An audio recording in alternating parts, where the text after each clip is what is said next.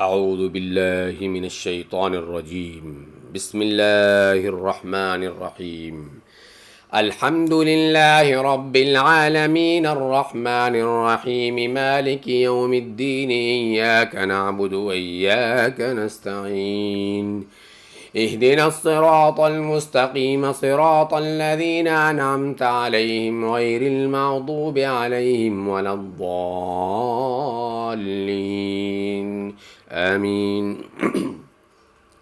قال الملأ الذين استكبروا من قومه لنخرجنك يا شعيب والذين آمنوا معك من قريتنا أو لتعودون في ملتنا قال ولو كنا كارهين قد افترينا على الله كذبا إن عدنا في ملتكم بعد إذ نجانا الله منا وما يكون لنا أن نعود فيها إلا أن يشاء الله ربنا وسع ربنا كل شيء علما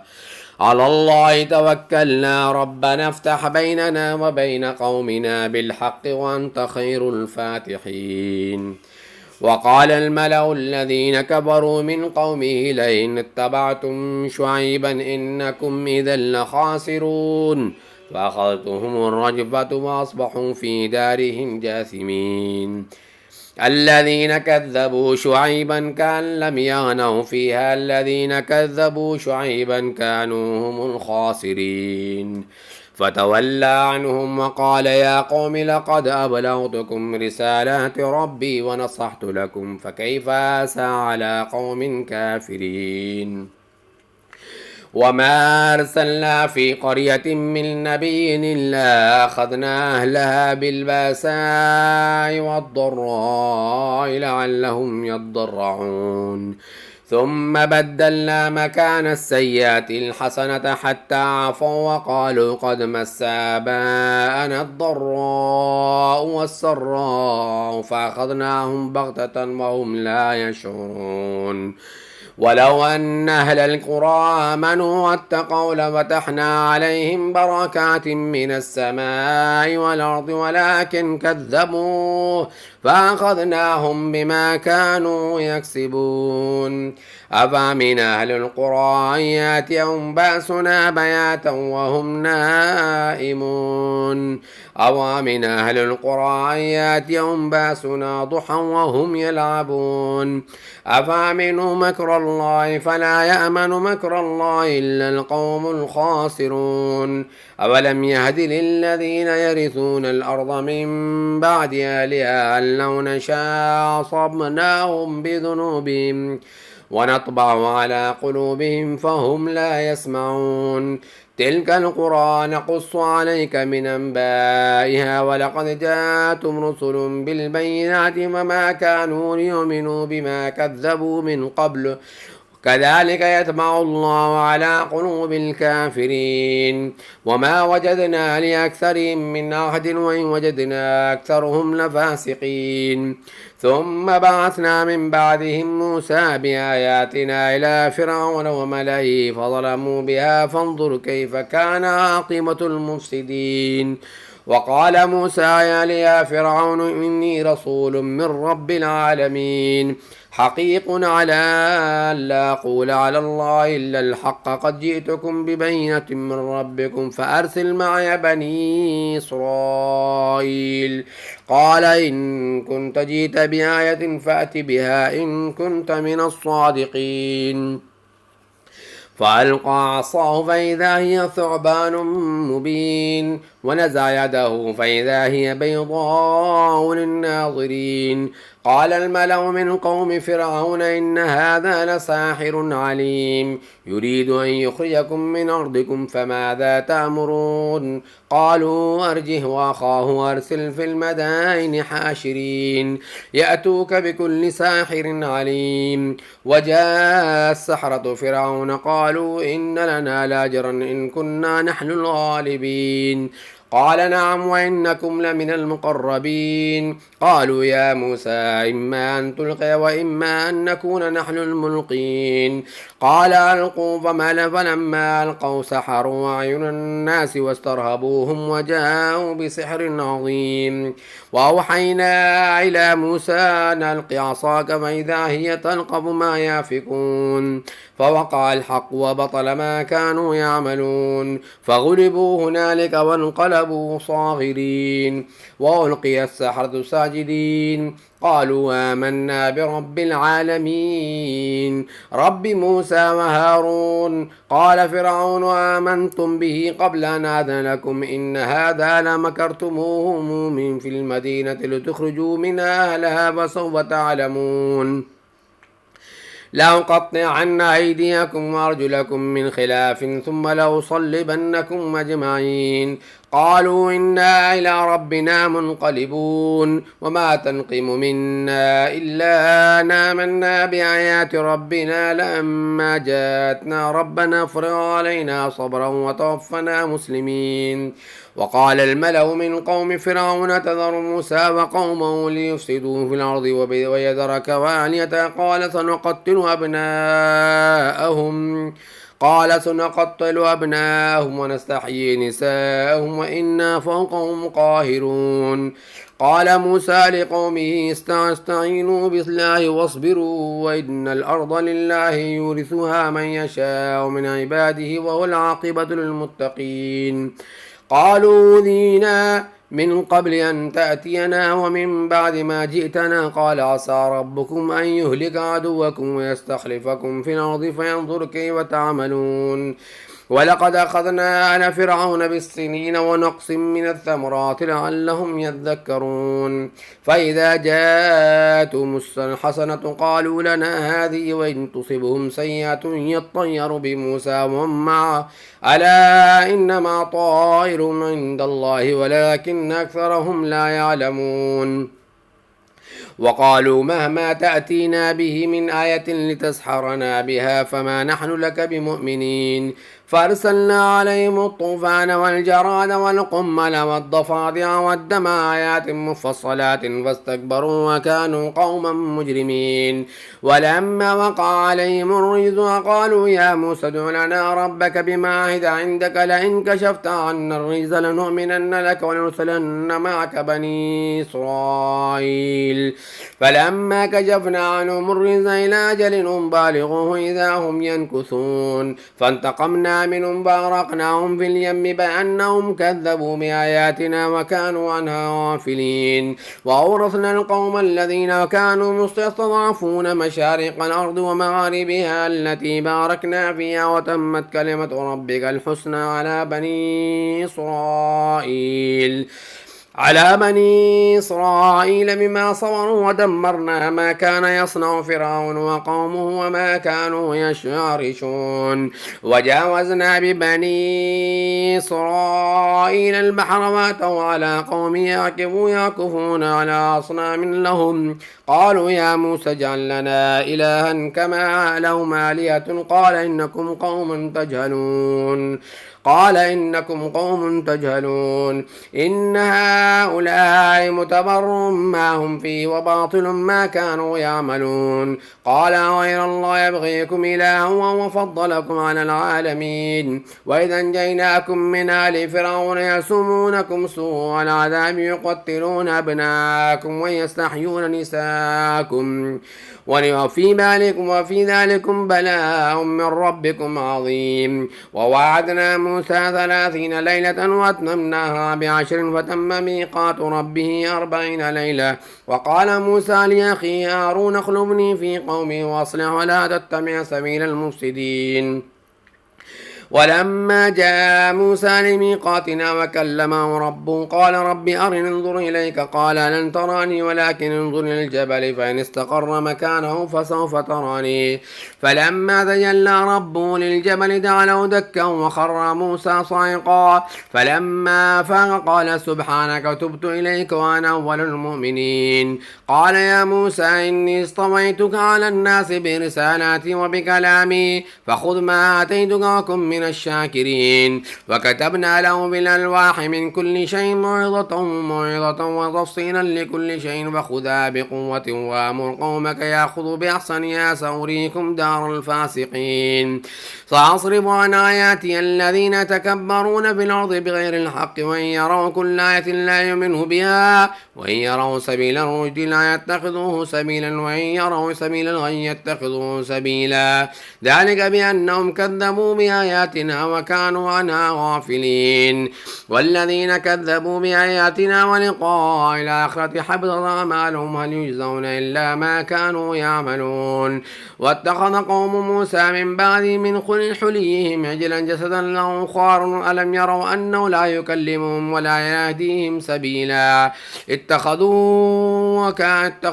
وكانوا ظالمين. ولما سقط في أيديهم ورأوا أنهم قد ضلوا وقالوا لئن لم يرحمنا ربنا ويغفر لنا لنكونن من الخاسرين. ولما رجع موسى إلى قومه غضبان آسفا قال بئس ما خلفتموني من بعدي أجعلتم أمر ربكم وألقى الألواح وأخذ برأس أخيه يجر إليه قال ابن أم إن القوم استضعفوني وكادوا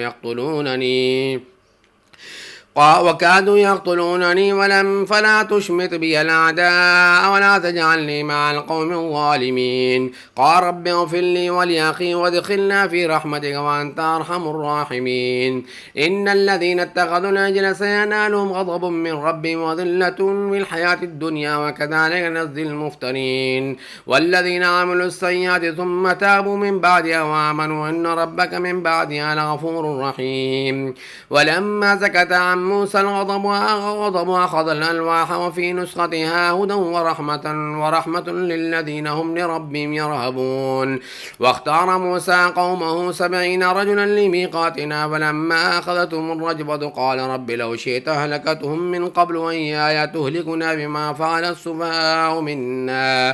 إن هي إلا فتنتك تضل بها من تشاء وتهدي من تشاء أنت ولينا فاغفر لنا وارحمنا وأنت خير الغافرين. واكتب لنا في هذه الدنيا حسنة وفي الآخرة إنا هدنا إليك قال عذابي يصيب به من أشاء ورحمتي وسعت كل شيء فسأكتبها للذين يتقون ويؤتون الزكاة والذين هم بآياتنا يؤمنون.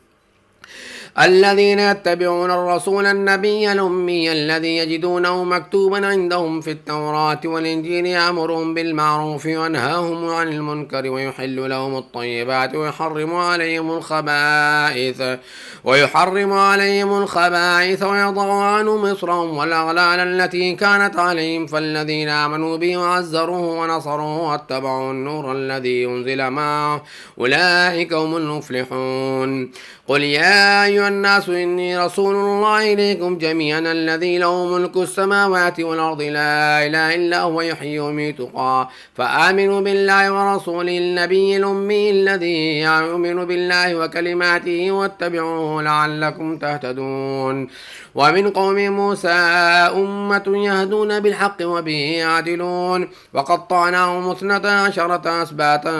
أمما وأوحينا إلى موسى إذ استسقاه قومه أن اضرب بعصاك الحجر فانبجست من 12 عينا قد علم كل أناس مشربهم وظللنا عليهم الغمام وأنزلنا عليهم المن والسلوى كلوا من طيبات ما رزقناكم وما ظلمونا ولكن كانوا أنفسهم يظلمون. وإذا قيل لهم اسكنوا هذه القرية وكلوا منها حيث شئتم وقولوا حطة وادخلوا الباب سجدا نغفر لكم خطاياتكم وسنزيد المحسنين.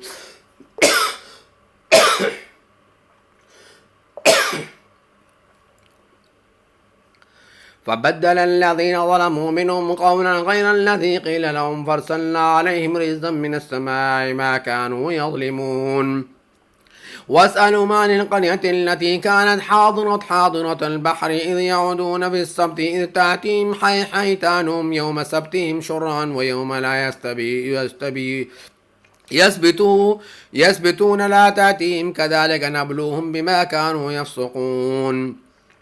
وإذ قالت أمة منهم لم تعظون قوما الله مهلكهم أو معذبهم عذابا شديدا قالوا معذرة إلى ربكم ولعلهم يتقون فلما نسوا ما ذكروا به أنجينا الذين ينهون عن السوء وأخذنا الذين ظلموا بعذاب بئس بما كانوا يفسقون فلما عتوا عما نهوا عنه قلنا لهم كونوا قردة خاسئين وإذ تأذن ربك ليبعثن عليهم إلى يوم القيامة من يسومهم سوء العذاب إن ربك لسريع العقاب وإنه لغفور رحيم وقطعناهم في الأرض أمما منهم الصالحون ومنهم دون ذلك وبلوناهم بالحسنات والسيئات لعلهم يرجعون فخلف من بعدهم خلف ورثوا الكتاب يأخذون عرض هذا الأدنى ويقولون سيغفر لنا وإن يأتيهم عرض مثله يأخذوا ألم يؤخذ عليهم ميثاق الكتاب ألا يقولوا على الله إلا الحق ودرسوا ما فيه والدار الآخرة خير للذين يتقون أفلا تعقلون والذين يمسكون بالكتاب وقاموا الصلاة إنا لنضيع أجر المصلحين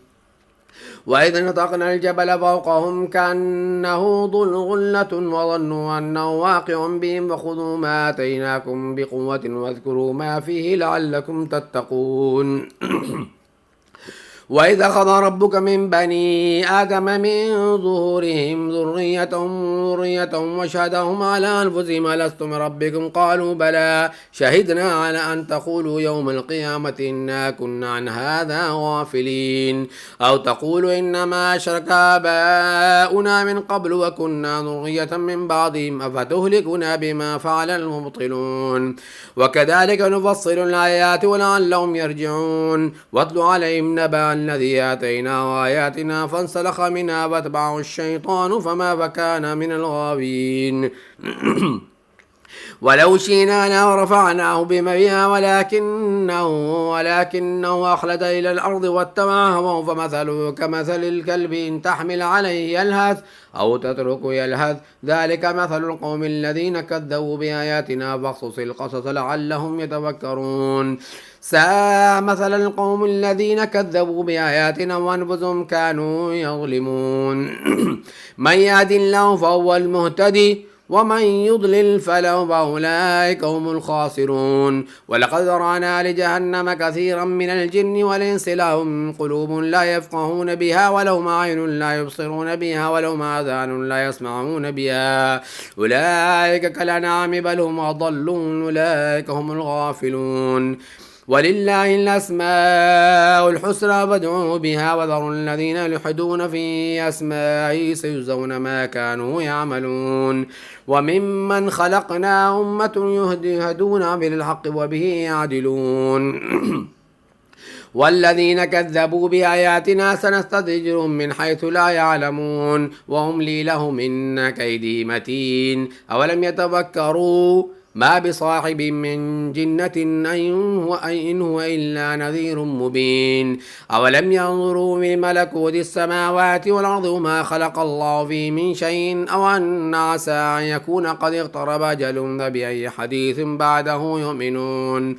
ومن يضلل الله فلا هادي له ويذرهم في طغيانهم يعمهون يسألونك عن الساعة أيان مرساها قل إنما علمها عند ربي لا يجليها لوقتها إلا هو ثقلت في السماوات والأرض لا تأتيكم إلا بغتة يسألونك كأنك حفي عنها قل إنما علمها عند الله ولكن أكثر الناس لا يعلمون قل لا أملك لنفسي نفعا ولا ضرا إلا ما شاء الله ولو كنت أعلم الغيب لاستكثرت من الخير وما مسني السوء إن أنا إلا نذير وبشير لقوم يؤمنون هو الذي خلقكم من نفس واحدة وجعل منها زوجها وليسكن إليها فلما تغشاها حملت حملا خفيفا فمرت به فلما أثقلت دعوا الله ربهما لئن آتيتنا صالحا لنكونن من الشاكرين شاكرين فلما آتاهما صالحا جعل له شركاء فيما آتاهما فتعالى الله عما يشركون أيشركون ما لا يخلق شيء وهم يخلقون ولا يستطيعون لهم نصرا ولا أنفسهم ينصرون وإن تدعوهم إلى الهدى لا يتبعونكم سواء عليكم أدعوتموهم أم أنتم صامتون إن الذين تدعون من دون الله عباد أمثالكم فادعوهم ليستجيبوا لكم إن كنتم صادقين ألهم أرجل يمشون بها أم لهم أيدي يبطشون بها أم لهم أعين يبصرون بها أم لهم آذان يسمعون بها قل ادعوا شركاءكم ثم كيدون فلا تنظرون إن ولي الله الذي نزل الكتاب وهو يتولى الصالحين والذين تدعون من دونه لا يستطيعون نصركم ولا أنفسهم ينصرون وإن تدعوا من الهدى لا يسمعون وتراهم ينظرون إليك وهم لا يبصرون خذ العفو وأمر بالمعروف وأعرض عن الجاهلين وإما ينزغنك من الشيطان نزغ واستعذ بالله إنه السميع العليم إن الذين اتقوا إذا مسهم طائف من الشيطان تذكروا فإذا هم مبصرون وإخوانهم يمدونهم في الغي ثم لا يقصرون وإذا لم تأتهم بآية قالوا لولا اجتبيتها قل إنما اتبع ما يوحى إلي من ربي هذا بصائر من ربكم هدى ورحمة لقوم يؤمنون وإذا قرئ القرآن واستمعوا له وانصتوا لعلكم ترحمون واذكر ربك في نفسك تضرعا وخيفة ودون الجهر من القول بالغدو والآصال ولا تكن من الغافلين إن الذين عند ربك لا يستكبرون عن عباده ويسبحونه وله يسجدون. سورة الأنفال. أعوذ بالله من الشيطان الرجيم. بسم الله الرحمن الرحيم. يسألونك عن الأنفال قل الأنفال لله والرسول فاتقوا الله واصلحوا ذات بينكم وأطيعوا الله ورسوله إن كنتم مؤمنين إنما المؤمنون الذين إذا ذكر الله وجلت قلوبهم وإذا تليت عليهم آياته زادتهم إيمانا وعلى ربهم يتوكلون الذين يقيمون الصلاة ومما رزقناهم ينفقون أولئك هم المؤمنون حقا لهم درجات عند ربهم ومغفرة ورزق كريم كما أخرجك ربك من بيتك بالحق وإن فريقا من المؤمنين لكارهون يجادلونك في الحق بعدما تبين كأنما يساقون إلى الموت وهم ينظرون وإذ يعدكم الله إحدى الطائفتين أنها لكم وتودون أن غير ذات الشوكة تكون لكم ويريد الله أن يحق الحق بكلمات ويقطع دابر الكافرين يحق الحق ويبطل الباطل ولو كره المجرمون استغيثون ربكم فاستجاب لكم أني ممدكم ب1000 من الملائكة مردفين وما جعله الله إلا بشرى ولتطمئن به قلوبكم وما النصر إلا من عند الله إن الله عزيز حكيم إذ يغشيكم النعاس أمنة منه وينزل عليكم من السماء ماء ليطهركم به ويذهب عنكم رجز الشيطان وليربط على قلوبكم ويثبت به الأقدام إذ يوحي ربك إلى الملائكة أني معكم فثبتوا الذين آمنوا سألقي في قلوب الذين كفروا الرعب فاضربوا فوق الأعناق واضربوا منهم كل بنان ذلك بأنهم شاقوا الله ورسوله ومن يشاقق الله ورسوله فإن الله شديد العقاب